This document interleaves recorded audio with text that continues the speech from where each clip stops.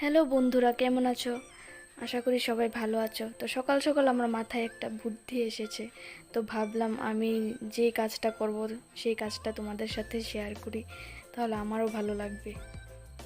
কাজটা কি সেটা দেখতেই পারছো। একটা আয়না নিয়েছি। তো আয়নাটা দেখতে খুব একটা সিম্পল সিম্পল লাগছিল।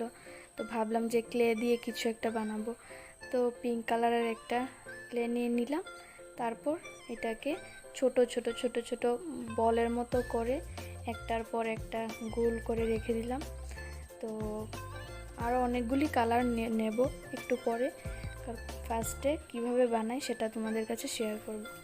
তো একটা একটা করে আমার সবগুলি হয়ে গেল পিঙ্ক কালারের বলগুলো।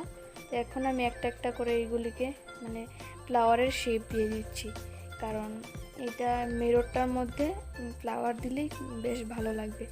তো আয়নাটা বেশ ফাঁকা ফাঁকা লাগছিল। তো ভাবলাম যে কেন থাকবে এরকম, কিছু একটা বানানো যেতেই পারে। তার জন্য আস্তে আস্তে করে ক্লে দিয়ে, বিভিন্ন কালারের ক্লে ছিল, yellow, green green sorry green তো ছিল না। তো এখন আমি কি করব, একটা একটা করে এটার মধ্যে একটা একটা করে এটা লাগিয়ে দেব। তো ফার্স্টেই ব্লু কালারটা লাগালাম, তারপর ইয়েলো, তারপর অরেঞ্জ। তো একটা একটা করে দিয়ে দিলাম। তো ইয়েলো কালার একটা বানানোর দরকার ছিল কিন্তু বানাইনি।